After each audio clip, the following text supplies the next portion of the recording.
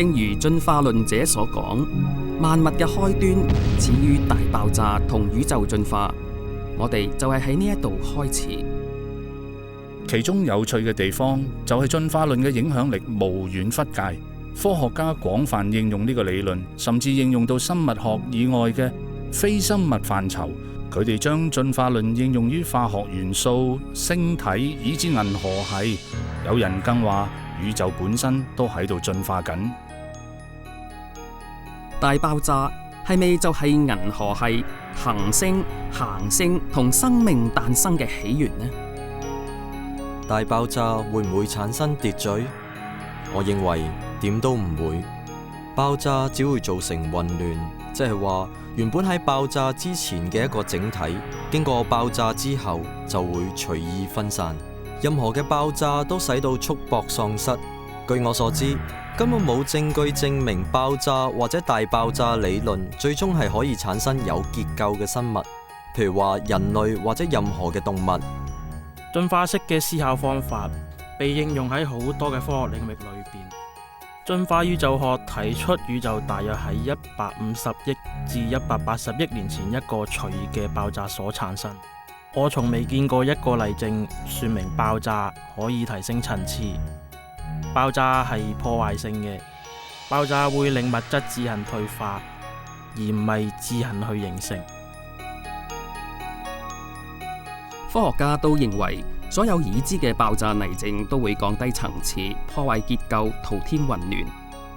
其實宇宙進化嘅觀點亦都違反熱力學第二定律，又稱為熵。第二定律指出，時間不斷推進，宇宙變得更冇秩序可言。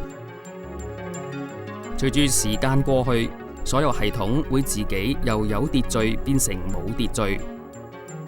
我哋每日睇到事物老化同衰退，都見證熵嘅事實。結構會逐漸毀壞，正好同進化論互相抵觸。第二定律可以容許你提升層次，好似 BB 長大成人，或者種子茁壯成樹。不過你必須有外在嘅能源同埋吸納機制吸取能量先至得。正正因為呢樣嘢，令到進化論者束手無策。就好似無神論科學家薩根所講，宇宙嘅一切就係現存嘅一切，冇其他啦，冇外在嘅能源。第二定律係絕對排斥大爆炸理論嘅。我哋所見嘅宇宙就係咁樣嘅，所有事物都喺度衰退，星體會耗盡佢哋嘅能量，偶爾星體會爆炸，迅速由有秩序變成冇秩序。我哋而家唯一可見嘅宇宙就係逐漸衰退嘅宇宙。宇宙喺度退化，由有秩序變為冇秩序，而且越嚟越冇組織。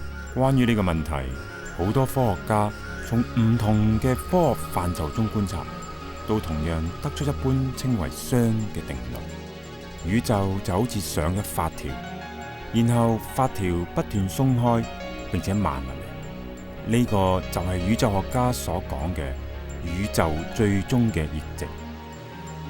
理論上，幾十億年後，宇宙嘅所有物質最終都變為同一個溫度，之後再冇可能因有溫差嘅緣故而產生咗功效。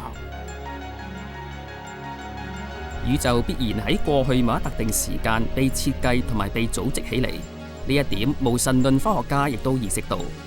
美國太空總署嘅科學家羅伯特·賈斯特羅講過，熱力學第二定律應用於宇宙學時，指出宇宙就好似上咗發條嘅鐘，不斷慢落嚟。如果有慢落嚟嘅時候，就表明過去有一個上發條嘅時刻。隨之而嚟明顯嘅問題就係問，係邊個上發條嘅呢？戈登範懷倫喺佢嘅熱力學著作裏邊中肯咁討論過呢一個問題。佢話作者發現第二定律，似乎更令佢確信有一位造物者對全人類同整個宇宙嘅將來早有答案。我哋只係見到敗壞，而從冇見過創造，或者事實就好似創造論一直宣稱咁樣，起初萬物都係美好嘅，就好似神所定義嘅咁樣，一切都係完美嘅。但係罪進入宇宙，神因為罪嘅緣故將咒詛落喺萬物身上，而最終價就係死亡，唔單止係肉身嘅，更加遍及整個宇宙。萬物都喺度衰亡，太陽會燃燒到盡，月球會偏離軌跡，萬物都會經歷死亡同埋毀滅。進化論者同埋創造論者都同意宇宙係有限嘅，空間、時間同埋物質都有個起點。由20世紀初愛因斯坦嘅研究，直至今日，科學家已經認同空間、時間同埋物質確實係有個開端。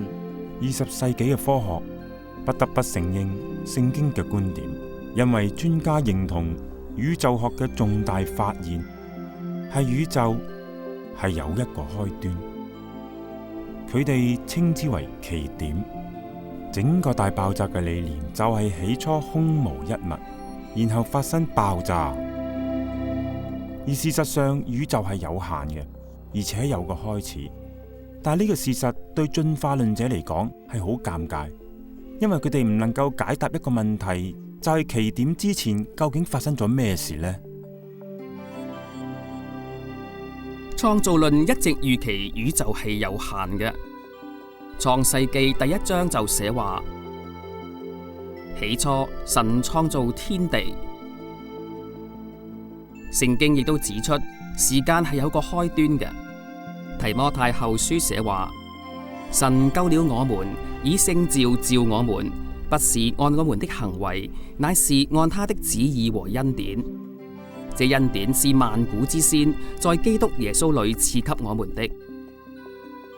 非常奇妙。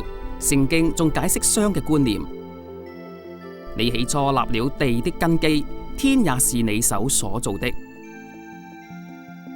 天地都要滅沒，你卻要長存；天地都要如外衣漸漸舊了。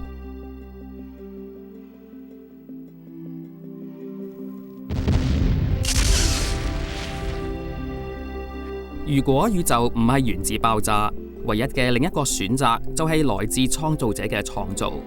呢個選擇係好多科學家唔願意考慮嘅。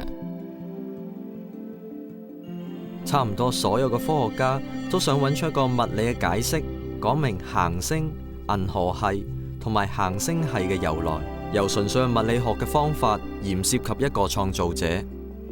據我所知，佢哋完全失敗。如果只係睇行星系，你就會發現幾個否定神預設嘅解釋嚟嘗試講明行星系嘅由來，最終每個解釋都唔能夠成立。目前有關太陽系點樣進化嘅理論，同好多觀察數據互相矛盾。最廣為人知嘅理論聲稱，氣體同塵粒旋轉形成星雲，從而產生太陽系。假如太陽、行星同衛星係由相同物質進化而嚟，佢哋應該有好多相似嘅地方。不過實際上每個行星都獨一無二。太陽有98% 由氫或者氦組成，地球、火星、金星同埋水星，照理亦都應該有類似嘅組合。但係事實上呢啲星球只有少於1% 嘅氫或者氦。